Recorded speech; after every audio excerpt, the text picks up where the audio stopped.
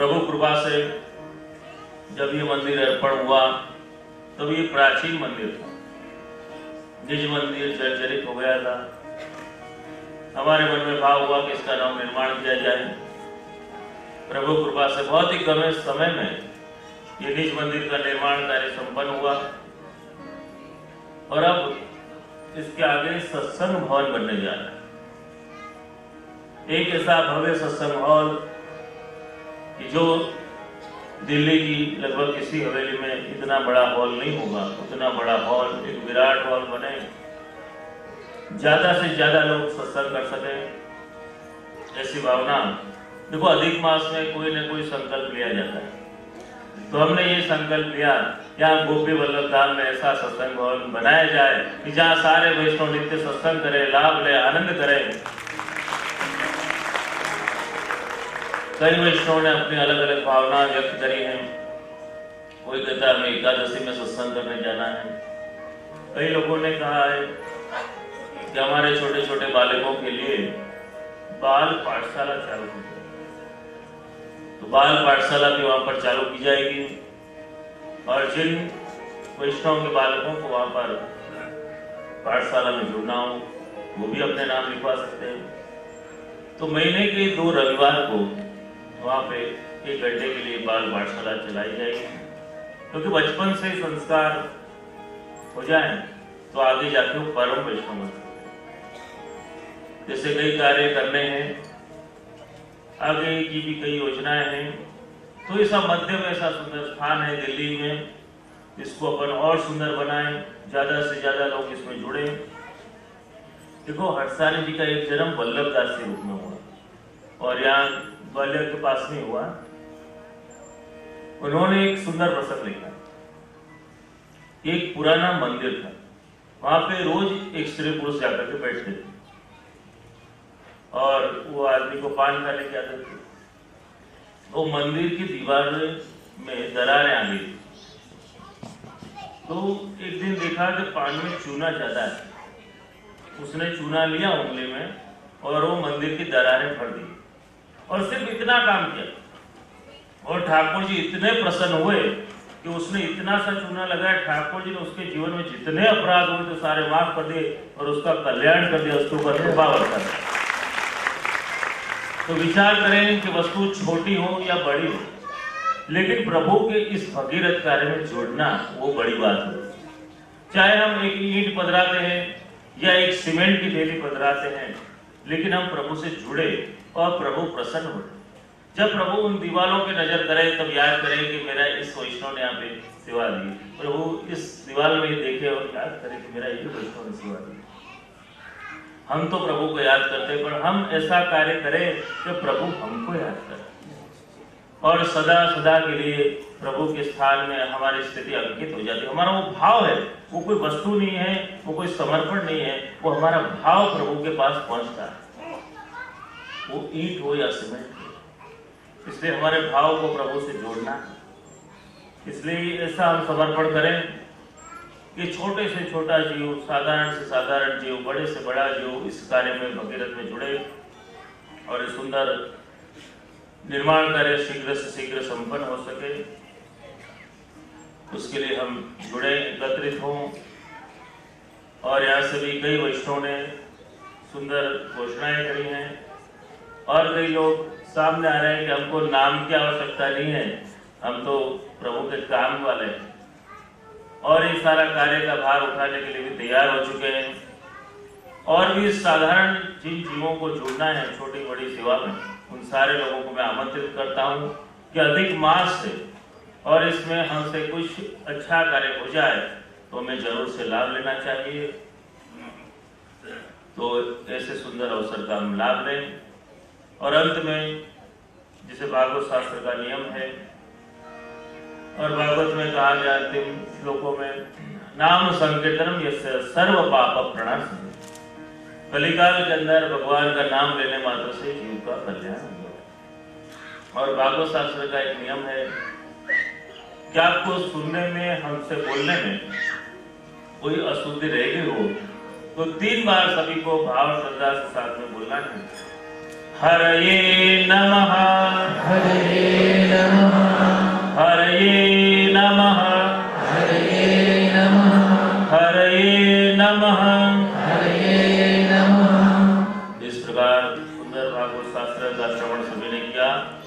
और सभी को बहुत शुभकामना शुभाशीर्वाद देता हूँ और यही हमारे वक्तव्य को मैं विराम देता हूँ।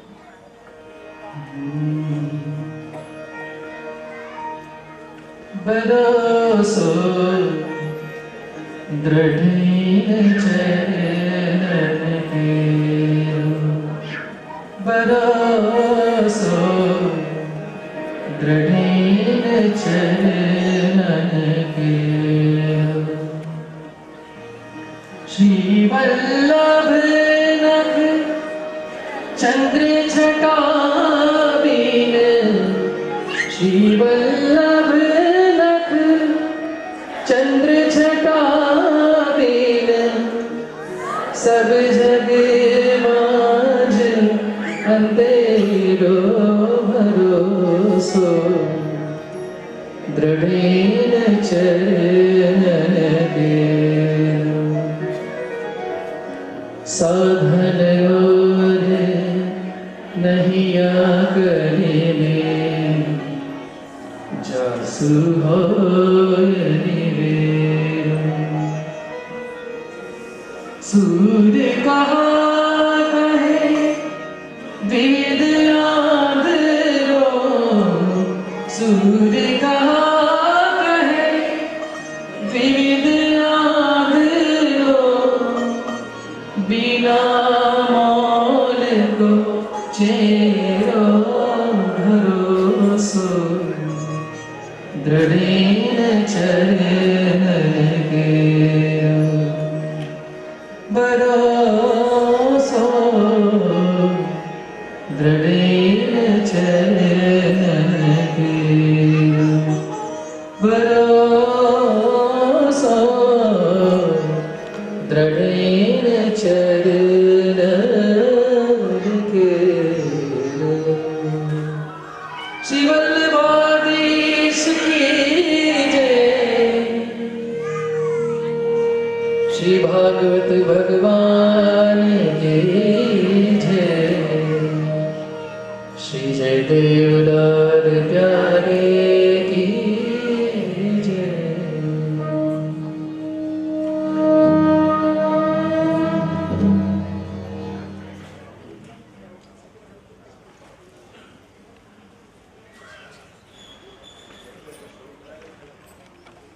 મોહિતભાઈ ખુરાના, અક્ષયભાઈ વૈદ, મહેન્દ્ર વૈદ, મધુબેન વૈદ, किशन कुमार, राम कुमार शर्मा और पवन कुमार, ये यहाँ जावे जल्दी महाराज जी के पास।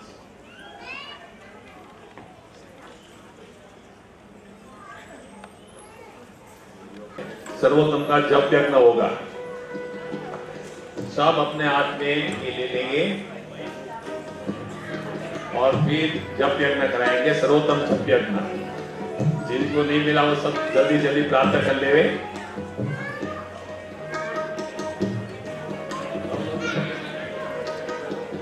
किरण बेन राणा, किरण बेन, श्रीमती किरण बेन आवे स्टेज पर आवे।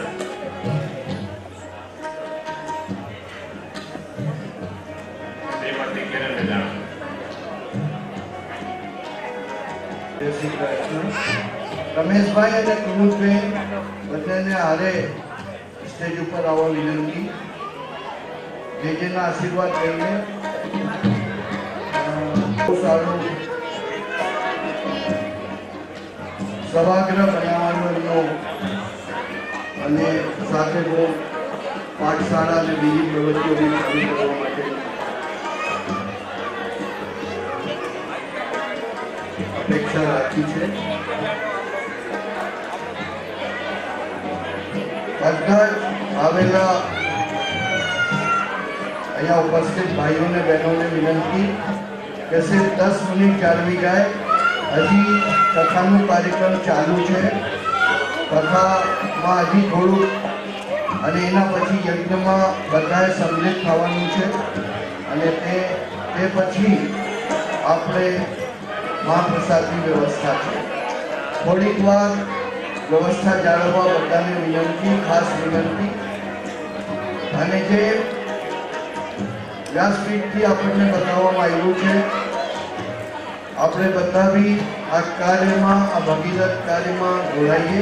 अधिक मास ચાલી રહ્યો છે અને आप सबसे खूब खूब विनती कि इस भगीरथ कार्य में आप लोग सम्मिलित होके खुले दिल से इस मंदिर को और इस योजना को कार्यान्वित करने में हम सहयोग करें। और आप सबके बिहार पे और खास करके इस ऑडिटोरियम में बैठे सभी श्रोतागण के बिहार पे एवं आप लोग खुले मन से, खुले दिल से अपना योगदान इस कार्य को, भगीरथ कार्य को पूरा करने में दें। और मैंने जगह को वचन दिया है कि भाई हम इस कार्य में और दिल्ली की जनता के साथ आपका कार्य पूरा करेंगे और करने के लिए पूरे हम लोग पूरे तन मन से हम अपना योगदान देंगे और इस कार्य को हम पूरा करेंगे। आपका आशीर्वाद, आपका भाव बना रहे, ऐसी हमारी अपेक्षा है। रमेश भाई आगे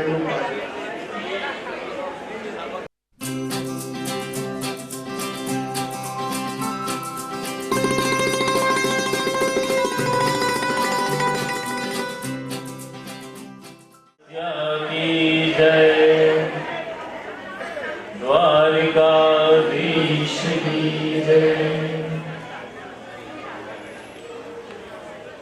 होली जब शाम के लिए हम समर्पित हो जाते हैं ना, तब ही तो होती है होली। और ब्रज में क्या होता है? होरी, होली और होरी। जब हुए तो सही शाम की होली, और होली का मतलब कि भाई प्रभु के हुए तो हुए, लेकिन और अन्यत्र कहीं नहीं जाने वाले, शाम के ही होकर के रह गए हैं, तब होती है ब्रज की होली। सुंदर यहाँ पर उत्सव हुआ, प्रद्युम्न जी का प्रकट हुआ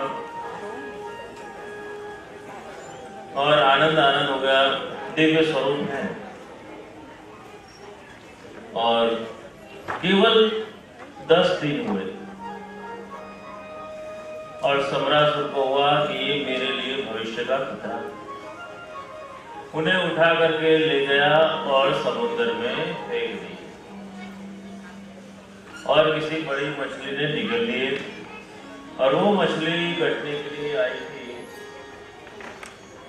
सम्रासुर की रसोई में। जब वो मछली को काटा गया और देखा तो एक बच्चा जीवित निकला। वहां एक दासी थी, वो और कोई नहीं, कामदेव की पत्नी रति थी। बड़ी राजी होगी कि मुझे मेरे पति का देह फिर मिल गया और तुरंत बढ़ने लग गया शरीर, यौवन हो गए। और रति ने कहा कि सम्रासुर को हराओ और हम यहाँ से निकले। कई विद्याएं सिखाई, युद्ध हुआ, सम्रासुर को हराया और वहां से दोनों एक होकर के पहुंचे द्वारिका। उनका विवाह हुआ। एक ही अध्याय में प्रद्युम्न जी का प्रागट्य भी है और विवाह भी, और उनका भी जीवन आगे बढ़ रहा है। उनके जीवन में अनिरुद्ध जी का प्रकट हुआ और अनिरुद्ध जी भी ऐसे ही सुंदर, गुणवान और बलवान। और यहाँ बाणासुर नाम का एक दैत्य है। वो बाणासुर ने जब शिव जी तांडव नृत्य कर रहे थे, तब उसने वाद्य बजाकर शिव जी को साथ दिया था और शिव जी ने प्रसन्न होकर कहा कि तू कुछ वरदान मांग, और उसने यह वरदान मांगा कि मुझे 1000 भुजाएं मिल जाए। से वरदान दे दिया गया और उसने कहा कि कोई बलशाली पुरुष मेरे साथ में युद्ध करने आए। शिव जी ने आशीर्वाद दिया और कहा कि आएगा तो सबसे पहले आपको लड़ना पड़ेगा। शिव जी वरदान देकर फंस गए और बताया कि जब कोई बलशाली पुरुष आएगा तब तुम्हारे महल की ध्वजा गिर जाएगी, तब समझना कि अब आया है वो बलशाली पुरुष। और बाणासुर की कन्या है उषा, और उषा ने अच्छे पति की कामना के लिए पार्वती जी को प्रसन्न किया। पार्वती जी ने आशीर्वाद दिया कि तुझे अच्छा पति मिलेगा और सबसे पहले तुझे स्वप्न में दिखेगा। एक दिन सो रही थी, सपने में सुंदर स्वरूप दिखाई दिया, वो अनिरुद्ध जी का स्वरूप था और उसने अपनी सखी चित्रलेखा से बात करी, जैसे मुझे एक सुंदर स्वरूप दिखाई दिया और पार्वती जी का यही वरदान था और अब मैं उसको कैसे मिलूं।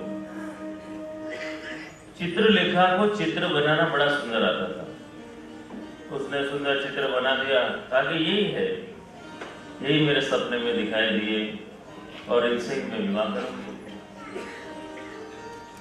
और चित्रलेखा ने कहा कि चिंता मत कर, मैं तेरा मिलाप करवा दूंगी। और अपनी योग शक्ति से उड़ती उड़ती वहां पर अनिरुद्ध जी जहां पर सो रहे थे वहां पर पहुंच गई और पूरे पलंग के साथ में उनको उठा करके वहां पे हाजिर कर दिया। और दोनों एक दूसरे को मिले, अनिरुद्ध जी और उषा, दोनों में स्नेह हुआ और दोनों बातचीत कर रहे थे। आवाज बाहर खड़े द्वारपालों ने सुन ली, समाचार मिल गए, बाणासुर को हमला किया सैनिकों ने, अनिरुद्ध जी ने उनको हराया। बाणासुर आया, उसने नागपाश बाण छोड़ा और उनको बंदी बना लिया।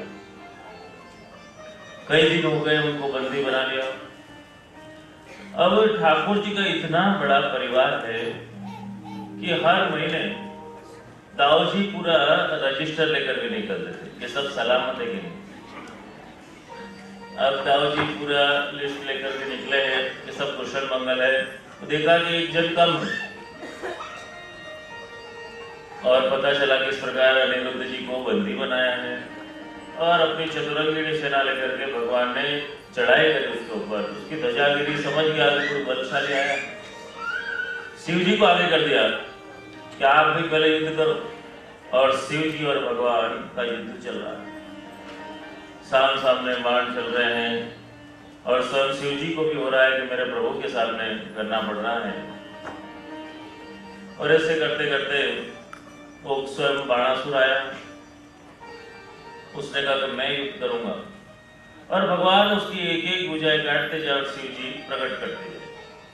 भगवान को लगा इससे मेल नहीं पड़ेगा, भगवान ने एक बाण ऐसा छोड़ा, शिव जी को नींद आ गई और भगवान ने फटाफट सारे बाबू को काट दिया और ऐसा मुक्ति प्रहार किया कि उसे ग्रह ज्ञान हो गया प्रभु के स्वरूप का, प्रभु से क्षमा मांगने लग गया, स्तुति करी और उसकी कन्या अनिरुद्ध जी को विवाह के लिए उसने समर्पित करी।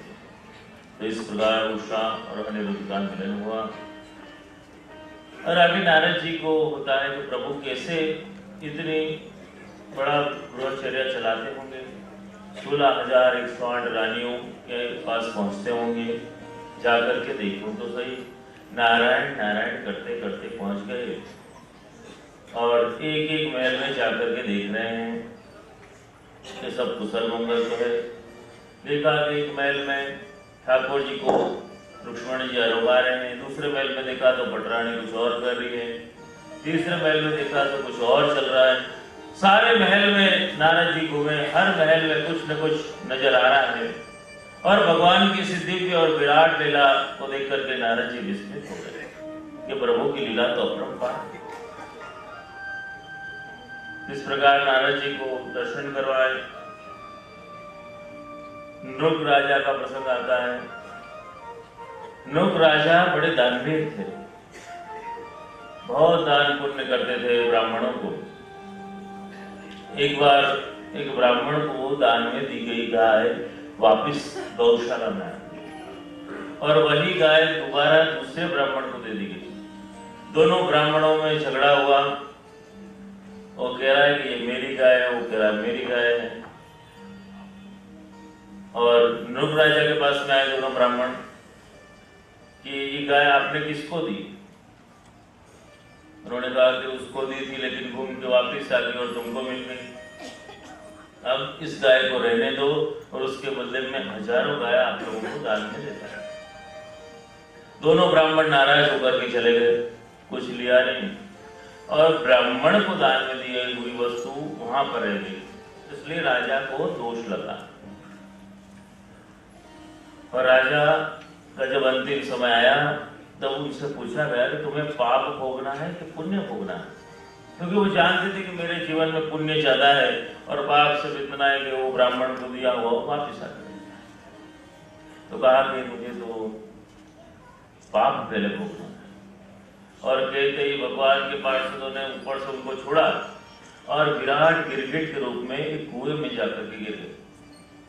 और यदु कुमार जब वन में विहार कर रहे थे, प्यास लगी, और जब कुएं में पानी पीने के लिए गए और देखा तो विराट का एक गिरगिट पड़ा हुआ है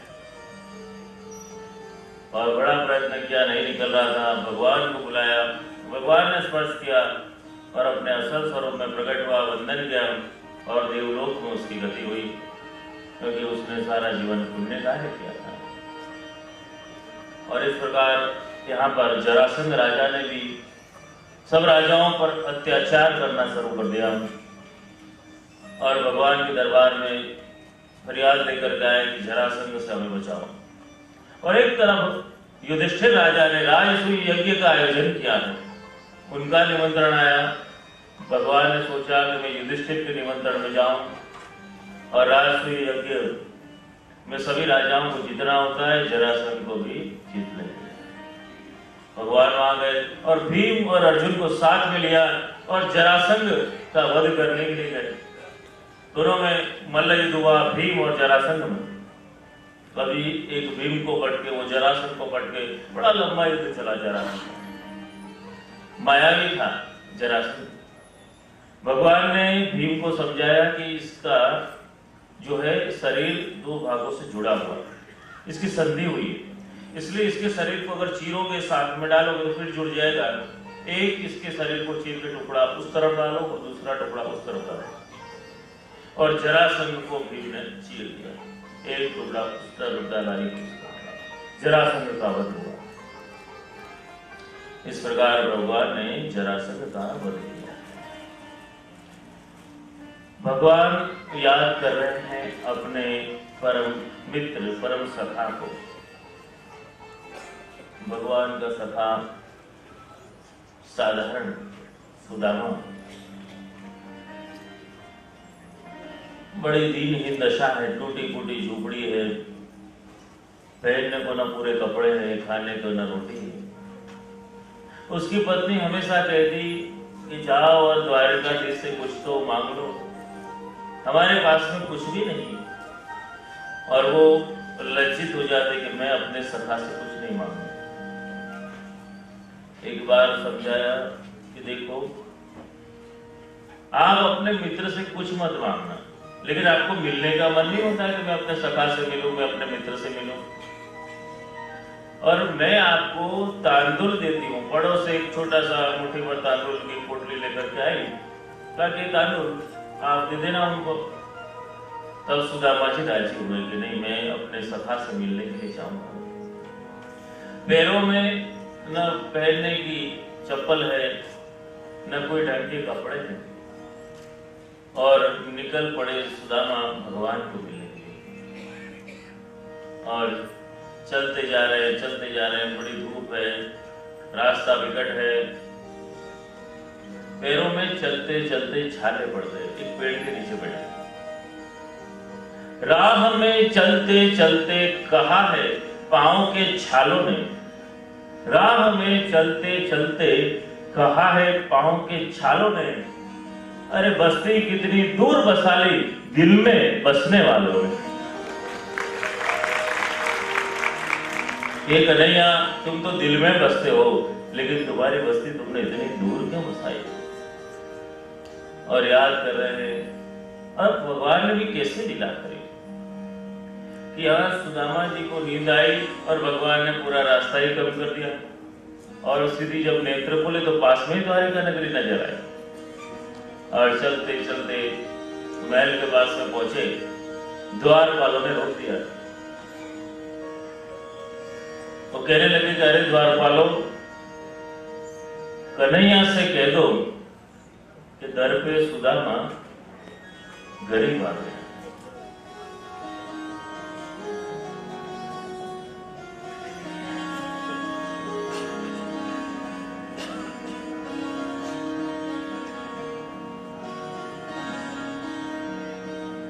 अरे द्वारपालो,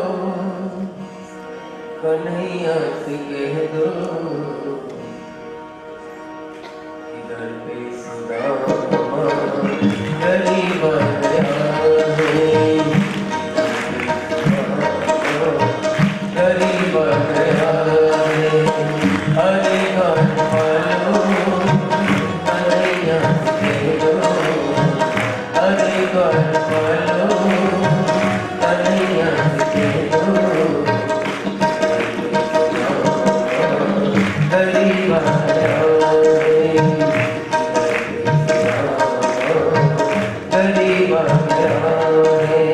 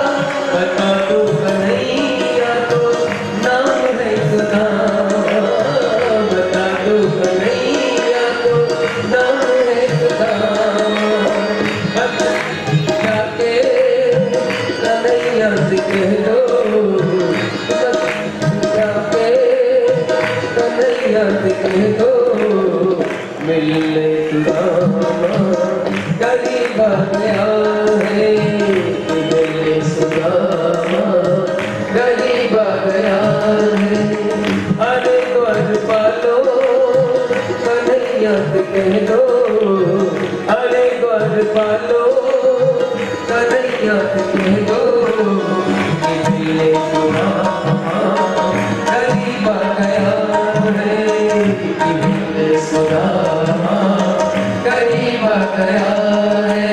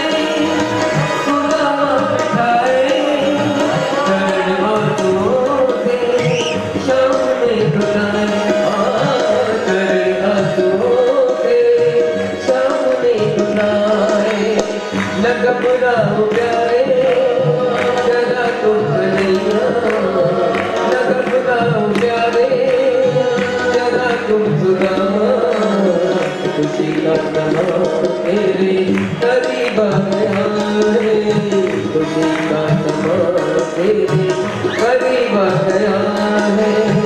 अरे द्वार पालो कन्हैया से कहो, अरे द्वार पालो कन्हैया से कहो, किधर पे सुदामा करीब आ गया है, किधर पे सुदामा करीब आ गया है, किधर पे सुदामा करीब आ गया है।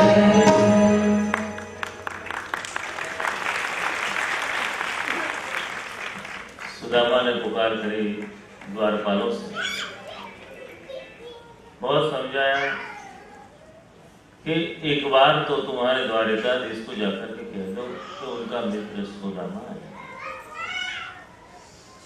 दया ही सोचा कि चलो एक बार तो कह देते हैं। समाचार पहुंचाए द्वारपालों ने कि हे द्वारिकाधीश, आपसे कोई सुदामा नाम का आपका मित्र मिलने आया है। और जहां भगवान ने इतना सुना, भगवान सिंहासन में से खड़े हो गए और एकदम भागे, मेरा मित्र आया है, और भाग करके गए और सुदामा को गले से लगाया और दोनों के आंखों में आंसू आ गए। कितने वर्षों के बाद मिले, आज तो मेरा मित्र आया, सखा है। प्रभु उन्हें अंदर पधरा कर ले गए और सभी लोग देख रहे हैं कि ऐसी दीन दशा में है और द्वारिकाधीश इसको इतना मान देता है। भगवान ने उनको अपने सिंहासन पर बैठा दिया और भगवान उनके चरण का प्रक्षालन कर रहे हैं।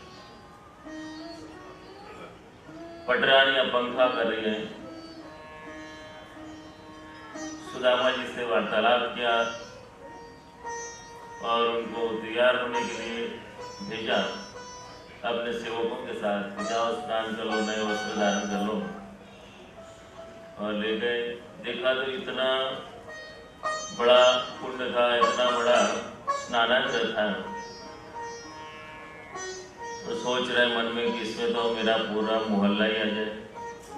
ऐसे सुंदर सोने के नल लगे हुए हैं, गुलाब जल लगा हुआ है, सुंदर अत्तर है यहाँ पर, और बराबर सुदामा जी को अच्छी तरह से नहलाया, सुंदर नवीन वस्त्र धराए, तैयार किया और वहां तक भोजन की तैयारी पटरानियों ने सब तैयार कर रखी।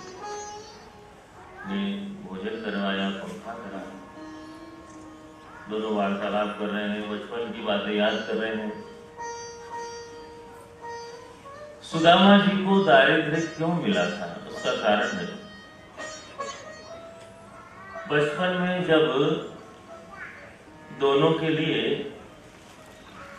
तांदुल दिया गया था कि भगवान को देना और तू भी लेना, और बारिश गिरी और सुदामा जी एक पेड़ पर, भगवान दूसरे पेड़ पर, और सुदामा जी ने भगवान का भी वो बाग खा लिया था, इसलिए उनको दारिद्र्य मिला। देखो, हम प्रभु को जितना समर्पण करें उतनी हमारी गति उस सदगति में बदलती। और आज जब वो हिस्सा बराबर किया सुदामा जी ने, वो हिस्सा जो प्रभु से लिया था वो आज लेकर के आए तांदुल। और भगवान ने पूछा कि तू क्या छुपा रहा है? भगवान कृपा करना चाह रहे हैं कि इसका हिसाब बराबर हो जाए। मुझे दिखा तूने क्या छिपाया। वो शर्मा रहे थे कि ऐसी पुरानी फटे हुए चित्रे में बांध करके लेकर के आए थे तांदुल, और भगवान ने कहा ला यही तो मुझे चाहिए। और भगवान ने गठरी खोलकर खाया है और प्रभु को बहुत सुंदर स्वाद आया, बड़ा आनंद आया। और वो आरोग्य उनके जीवन का दारिद्र्य दूर कर रहे, एक एक दाना आरोग्य रहे और उनका दारिद्र्य का निवारण हो रहा है लोगों का। हम प्रभु को जितना समर्पित करते हैं उतना हमारा दुर्भाग्य दूर होता जाता है। और सुदामा जी का दुर्भाग्य प्रभु ने आरोप के दूर कर दिया। न सुदामा ने प्रभु से कुछ मांगा, न भगवान ने उसको कुछ दिया। बस गुरु मित्रों में चर्चा हुई और फिर सुदामा जी के जाने का समय आ गया। जो वस्त्र पहन कर आए थे वही वस्त्र धारण कर लिए और प्रभु ने कुछ भी नहीं कहा कि मेरा रथ आपको छोड़ने जाएगा, कुछ नहीं, उन्होंने कुछ मांगा। देखो भगवान अंतर्यामी है, जो मांगता नहीं, जो सेवा करता है ना, उसके मनोरथ ठाकुर जी अपने आप ही पूर्ण कर देते हैं और ऐसे पूर्ण करते हैं कि वो उसने सोचा भी ना।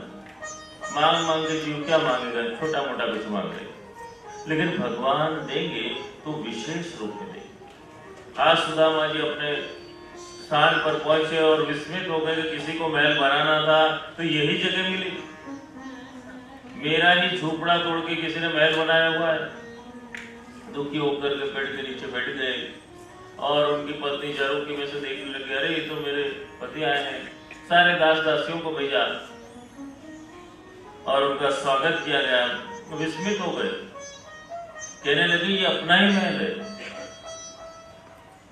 और सुदामा जी विस्मित होकर के सोचने लगे कि द्वारिका देश की लीला तो अपरंपार है, मैंने उनसे कुछ मांगा नहीं, फिर भी सुदामा का महल बना दिया। तो भगवान ऐसे कृपालु है कि अगर इतना सा तांदुल धरा, उसका महल बना दिया, तो हम रोज ठाकुर जी को भोग धरें तो ठाकुर जी हम लोगों पर क्या कृपा करेंगे। तो प्रभु को विशेष लाल लड़ाते रहना चाहिए, तो हमारे जीवन में भी कुछ न कुछ विशेष कृपा होती रहेगी। क्या सुदामा के ऊपर कृपा करेगी। और सारे देवताओं ने एक बार तय कर लिया कि सबसे बड़े देव कौन। ब्रह्मा, विष्णु और महेश ने परीक्षा करने का कार्य सौंपा भृगु जी को। भृगु जी गए और ब्रह्मा जी को क्रोधित किया। ब्रह्मा जी नाराज हुए, फिर अपना पुत्र जान करके उनको छोड़ दिया। शिव जी के सामने भी कुछ भी बोलने लग गए, तो आप तो वीर की मर्यादा भी नहीं रखते। शिव जी को क्रोधित किया। शिव जी त्रिशूल उठाकर मारने गए, सोचा ऋषि ने जाने दो इनको। विष्णु भगवान शेष यहाँ पर पौड़े हैं, लक्ष्मी जी चरण सेवा कर रही हैं और उनके पास में जाकर के प्रभु जी ने वक्ष पर लात मारे और भगवान ने वही चरण पकड़ ली। इतनी कृपा, आपके चरण इतने दुर्लभ हैं और आपने सामने से ही मेरे वक्ष पर पधरा दिए। इसको तो मैं हमेशा हमेशा के लिए धारण कर रखूंगा। आज भी अपने आदि को लालन का स्वरूप विराजता है ना, तो उसके वक्ष में आपको चरण दिखाई देगा, चरण का चिन्ह। तो भगवान ने उसको धारण कर रखा है और सभी देवताओं ने ये निश्चित किया कि सबसे बड़े देव वो विष्णु श्री कृष्ण ही है। इस प्रकार से विष्णु की अग्र पूजा हुई और यहाँ पर रुद्रासुर ने तप किया और शिव जी को प्रसन्न किया और शिव जी से वरदान मांगा कि मैं जिसके सिर पर हाथ धर दूं वो भस्म हो जाए। अब शिव जी ने वरदान तो दे दिया, लेकिन फिर उनको लगा कि ये तो बड़ा संकट वाला। उसने इधर उधर देखा, कोई दिखा नहीं। सोचा कि ये शिव जी के ऊपर ही प्रयोग करके देखो, शिव जी के मस्तक पे हाथ रख के देखो, पता चलेगा बराबर है। और शिव जी के मस्तक पर हाथ रखने के लिए दौड़ा। शिव जी आगे आए, वो पीछे पीछे। शिव जी रसातल में और रसातल में, स्वर्गलोक में और स्वर्गलोक में, जहाँ जाए वो पीछे पीछे। भगवान की शरण में आए। भगवान ने कहा कि मैं इसको संभालूंगा। भगवान ने एक वेश धारण किया और उसके सामने नृत्य करने लगे। धा धा दिन ता किट धा दिन ता, धा धा दिन ता किट धा दिन ता, किट कत गति गन धा, किट कत गति गन धा।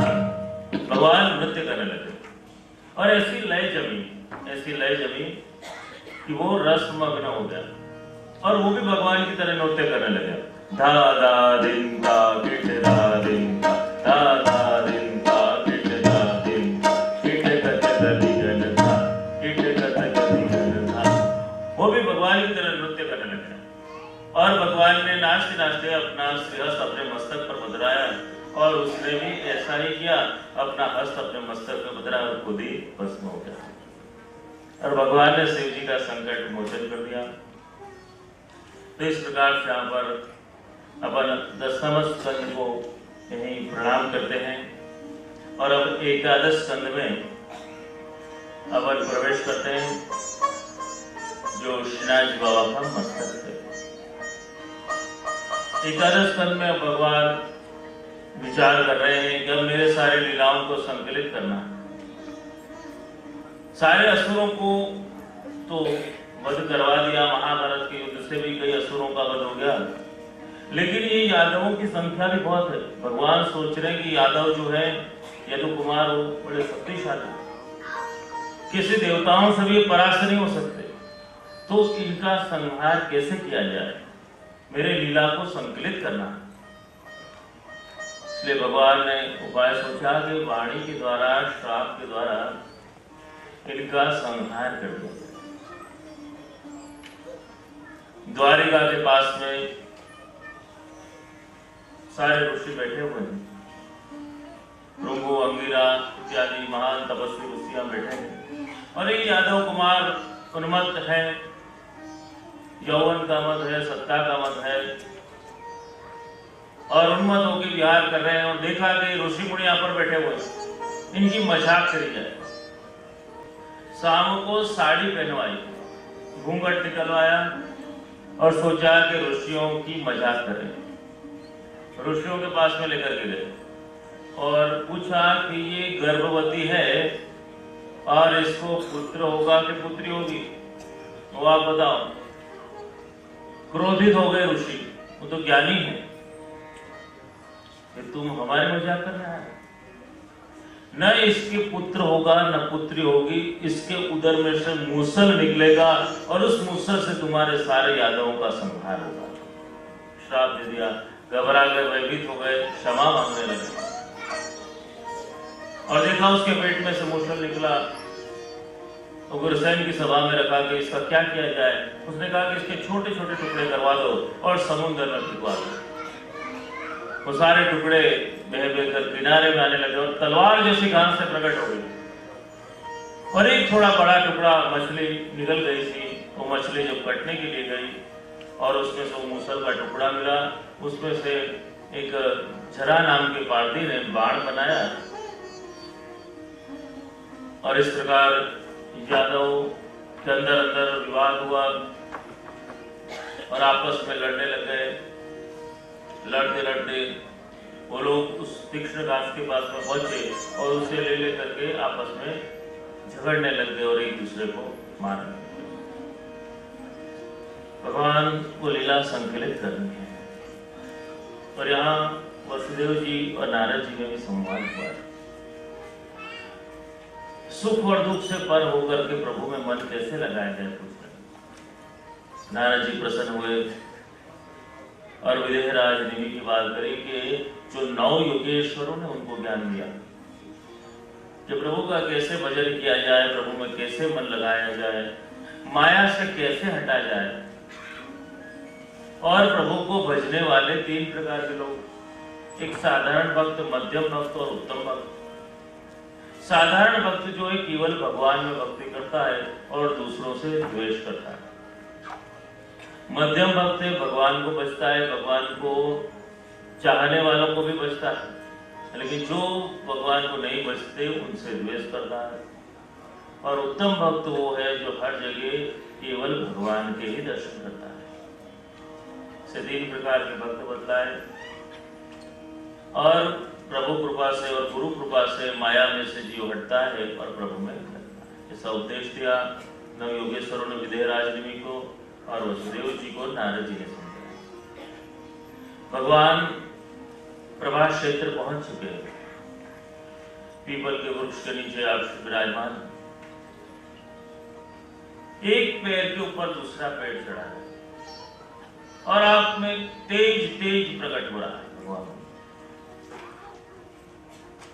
और चरण में से भी दिव्य तेज प्रकट हो रहा है। जरा नाम का पारधी छुप करके झाड़ियों में से देख रहा है, उसे लग रहा है कि हिरण की खाल है, ये हिरण है यहाँ पर। और उसने वही मूसल का जो तीर बनाया था उससे निशाना लगाया और तीर सीधा भगवान के चरण कमलों में आकर गया। और उसने आकर के लिखा, अरे ये क्या, मैंने तो हिरण समझा था, मुझसे अपराध हो गया, क्षमा करो प्रभु। भगवान ने कहा कि तूने मेरी इच्छा से ही ये कार्य किया, मुझे अब स्वधाम पधारना, मैंने तो तुझे निमित्त बनाया है। और भगवान ने उसे आशीर्वाद दिए, मुक्ति का दान दिया। भगवान का रथ, भगवान का सारथी अब स्वर्गलोक की ओर जा रहा है, ऊपर आकाश में।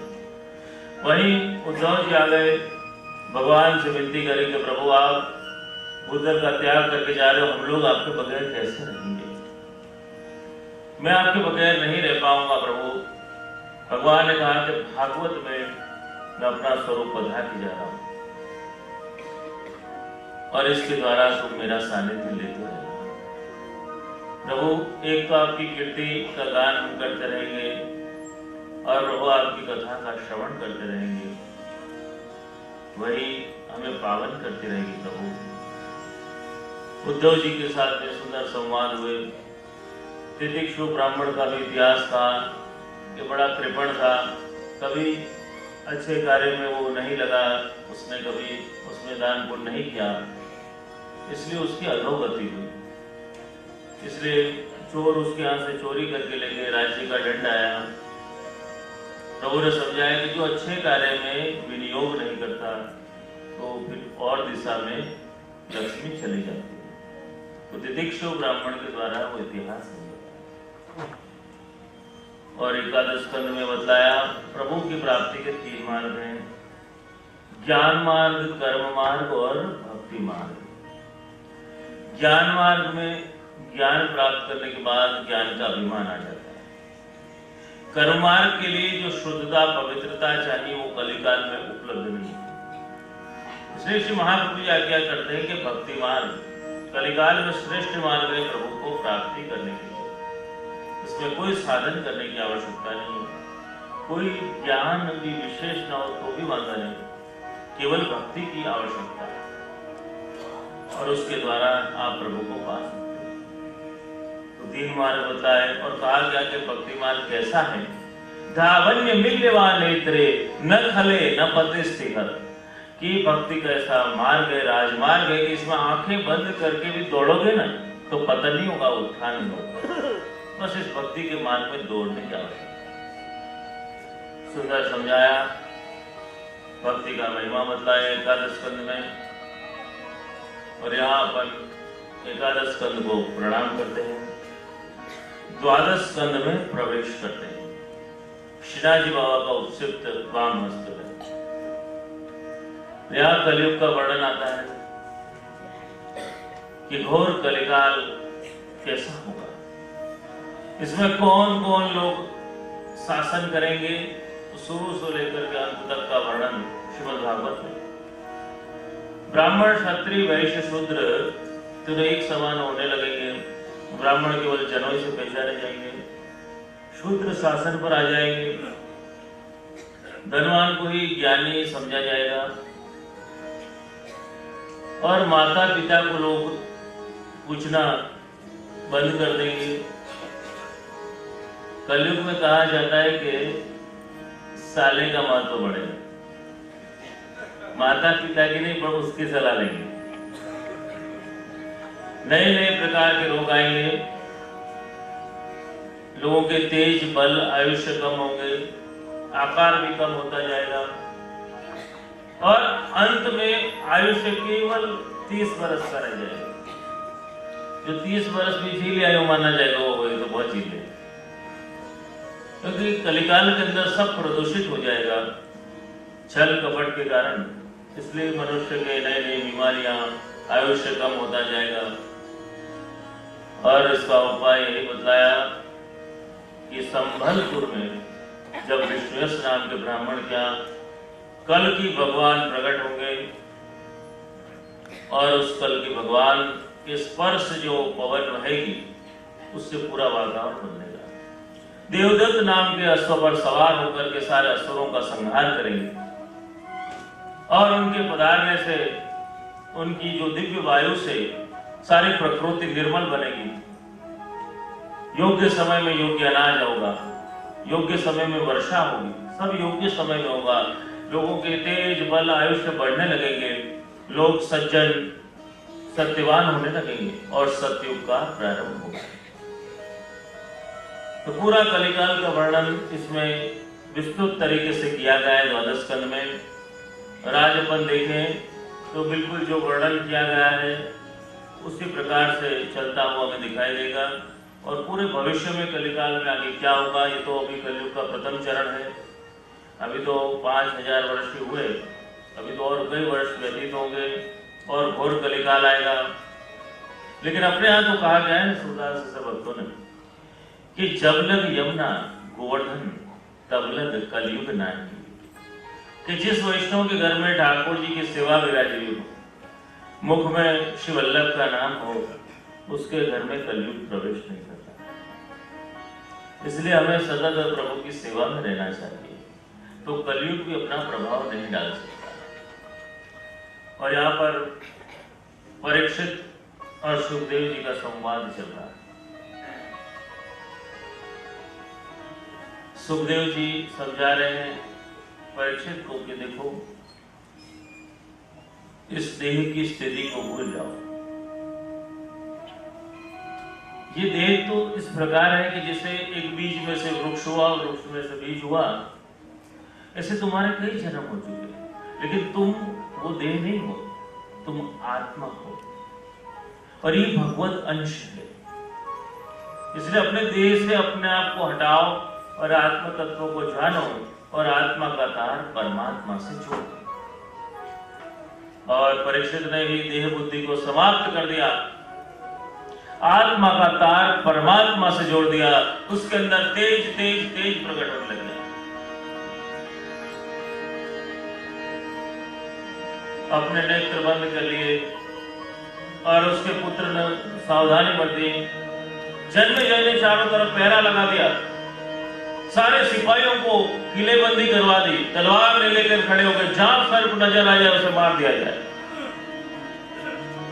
पहरा भरवाया और नागों के जानकार कश्यप मुनि को बुलाया गया और रास्ते में ही तक्षक उनके पास वेश बदल करके बड़ा धन देकर के उनको विदाई कर दिया और वेश बदल करके ब्राह्मण का रूप लेकर के अंदर प्रवेश कर गया। और जहां पर परीक्षित बैठे हुए उन्हें डंस मार दिया। तेज तेज पुंज प्रकट हो रहा। अब सिर्फ एक खोखा रह गया था, देह रह गया था। परीक्षित के आत्मा का तार तो कब का परमात्मा के साथ जुड़ गया था और परीक्षित का मोक्ष हुआ। आकाश में से पुष्ट पुष्टि हुई, सब भागवत भगवान की जय जयकार करने लगे। भागवत भगवान की जय, परीक्षित महाराज की जय, सुखदेव महाराज की जय। सुखदेव जी भी वहां से पधार गए थे, क्योंकि वो जानते थे कि वो जब तक यहाँ पर बैठेंगे तब तक तक्षक नहीं आ सकता। और वो पधार गए, तक्षक ने दंश दिया और परीक्षित का उद्धार किया।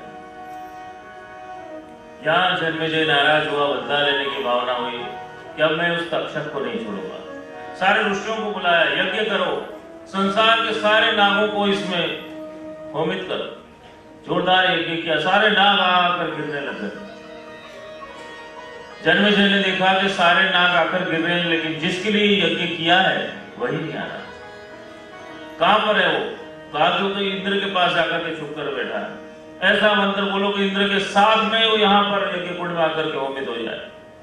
ऐसे जोरदार मंत्र बोले, इंद्र का सिंहासन डोलने लग गया, इंद्र के साथ में घूमने लग गया आकाश। बृहस्पति जी ने रोका उनको कि देखो, इसमें तक्षक का कोई दोष नहीं, तो ऋषि ने श्राप दिया था इसलिए वो आया था। और ऐसे ये तक्षक इसने अमृत पान किया हुआ, ये अमर है, इसका कुछ नहीं होगा।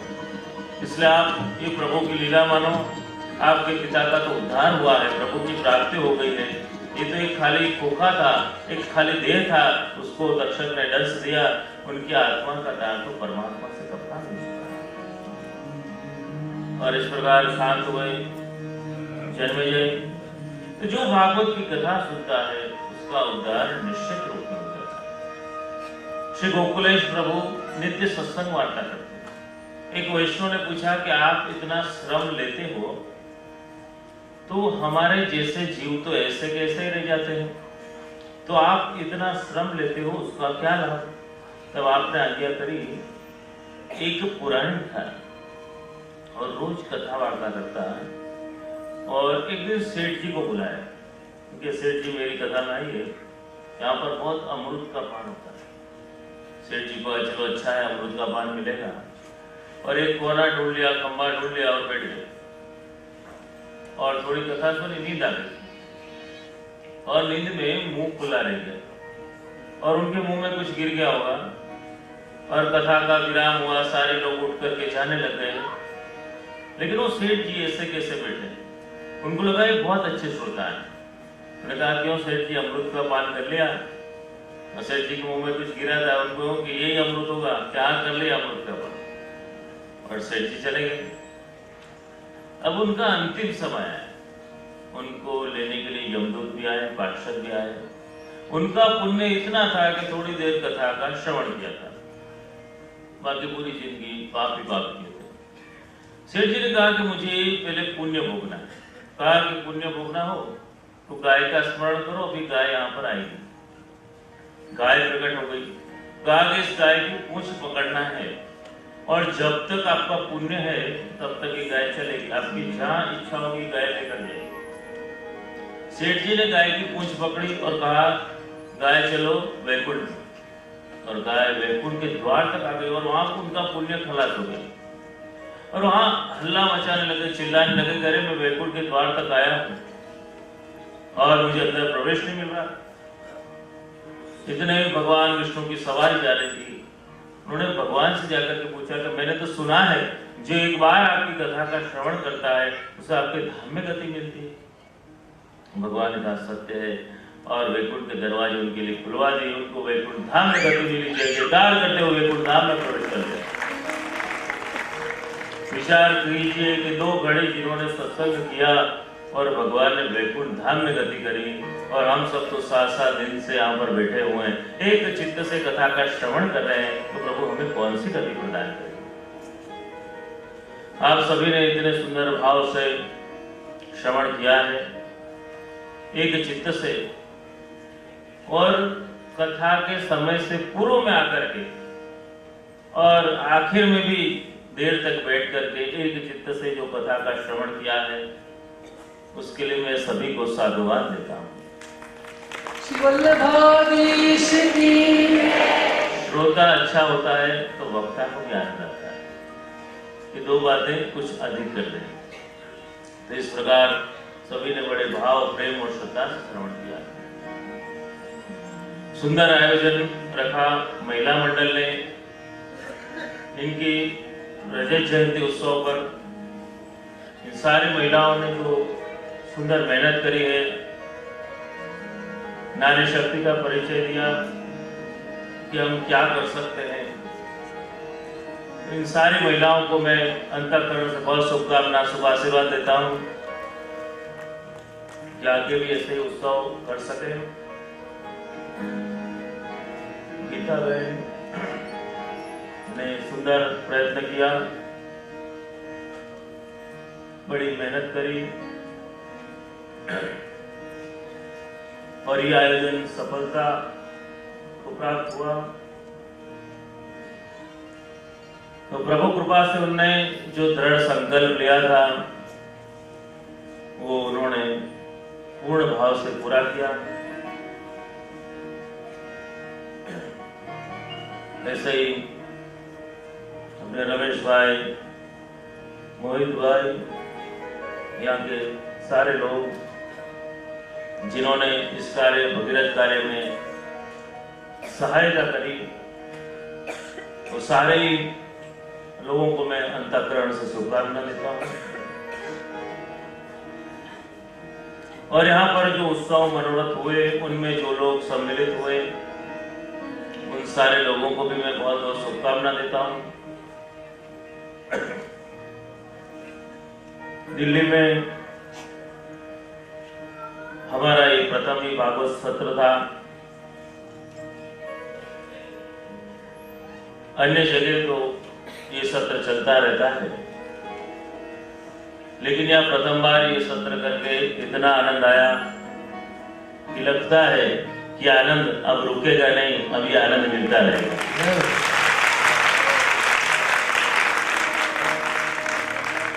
और वैष्णव ने भी इतना स्नेह, इतना प्रेम दिया, और ये आयोजकों को भी आश्चर्य हुआ कि इतनी बड़ी संख्या में इतने लगाव, इतने प्रेम से बैठ करके, और किसी कथा में हमने देखा नहीं।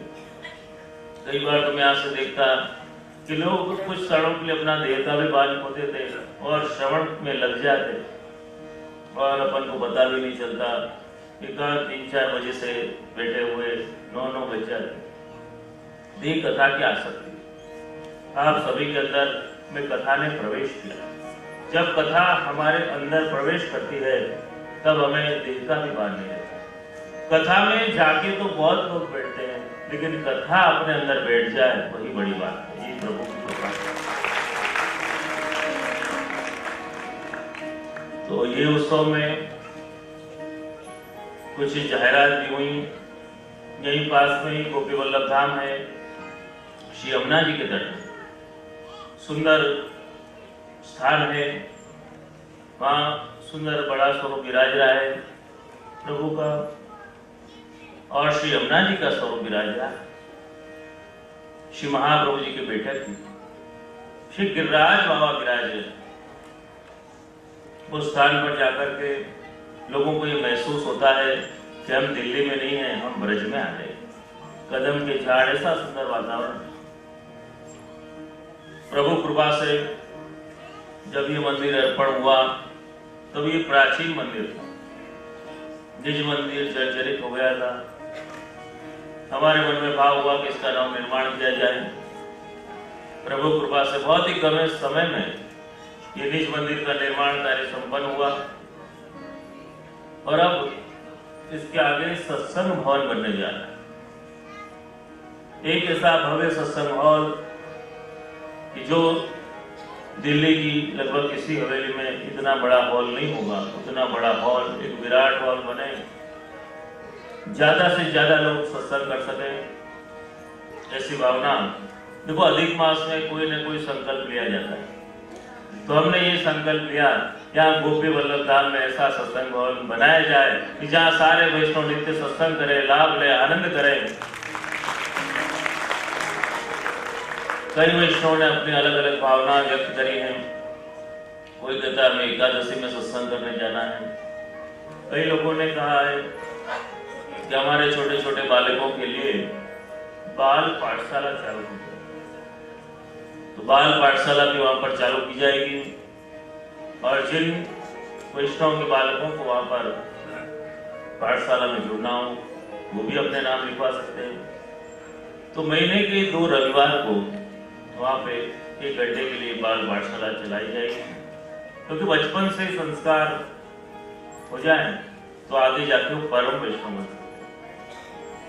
जैसे कई कार्य करने हैं, आगे की भी कई योजनाएं हैं, तो ऐसा मध्य में ऐसा सुंदर स्थान है दिल्ली में, इसको अपन और सुंदर बनाएं, ज्यादा से ज्यादा लोग इसमें जुड़े।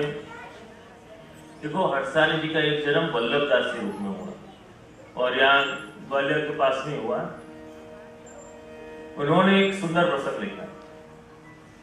एक पुराना मंदिर था, वहां पे रोज एक स्त्री पुरुष जाकर के बैठते थे, और वो आदमी को पान खाने की आदत थी। वो मंदिर की दीवार में दरारें आ गई, तो एक दिन देखा कि पान में चूना ज्यादा है। उसने चूना लिया उंगली में, और वो मंदिर की दरारें भर दी, और सिर्फ इतना काम किया। और ठाकुर जी इतने प्रसन्न हुए कि उसने इतना सा चूना लगाया, ठाकुर जी ने उसके जीवन में जितने अपराध हुए थे सारे माफ कर दिए, और उसका कल्याण कर दिया, उसके ऊपर कृपा बरसा। तो विचार करें कि वस्तु छोटी हो या बड़ी हो, लेकिन प्रभु के इस भगीरथ कार्य में जोड़ना वो बड़ी बात हो। चाहे हम एक ईंट पधराते हैं या एक सीमेंट की थैली पधराते हैं, लेकिन हम प्रभु से जुड़े और प्रभु प्रसन्न होते। जब प्रभु उन दीवालों पे नजर करें तब याद करें कि मेरा इस वैष्णव ने यहाँ पे सेवा दी। प्रभु इस दीवाल में देखे और याद करें कि मेरा ये वैष्णव ने सेवा दी। हम तो प्रभु को याद करते, पर हम ऐसा कार्य करें कि प्रभु हमको याद करे और सदा सदा के लिए प्रभु के स्थान में हमारी स्थिति अंकित हो जाती है। हमारा वो भाव है, वो कोई वस्तु नहीं है, वो कोई समर्पण नहीं है, वो हमारा भाव प्रभु के पास पहुंचता है, वो ईंट हो या सीमेंट हो। इसलिए हमारे भाव को प्रभु से जोड़ना है। इसलिए ऐसा हम समर्पण करें कि छोटे से छोटा जीव, साधारण से साधारण जीव, बड़े से बड़ा जीव इस कार्य में भगीरथ में जुड़े और इस सुंदर निर्माण कार्य शीघ्र से शीघ्र संपन्न हो सके, उसके लिए हम जुड़े, एकत्रित हों। और यहाँ से भी कई वैष्णव ने सुंदर घोषणाएं करी हैं और कई लोग सामने आ रहे हैं कि हमको नाम की आवश्यकता नहीं है, हम तो प्रभु के काम वाले हैं और ये सारा कार्य का भार उठाने के लिए भी तैयार हो चुके हैं। और भी साधारण जिन जीवों को जुड़ना है छोटी बड़ी सेवा में, उन सारे लोगों को मैं आमंत्रित करता हूं कि अधिक मास से और इसमें हमसे कुछ अच्छा कार्य हो जाए तो हमें जरूर से लाभ लेना चाहिए। तो ऐसे सुंदर अवसर का हम लाभ लें। और अंत में जिसे भागवत शास्त्र का नियम है और भागवत में कहा गया अंतिम श्लोकों में, नाम संकीर्तनम यस्य सर्व पाप प्रणाशनम। कलिकाल के अंदर भगवान का नाम लेने मात्र से जीव का कल्याण होगा। और भागवत शास्त्र का एक नियम है कि आपको सुनने में, हमसे बोलने में कोई अशुद्धि रह गई हो तो 3 बार सभी को भाव श्रद्धा से साथ में बोलना है।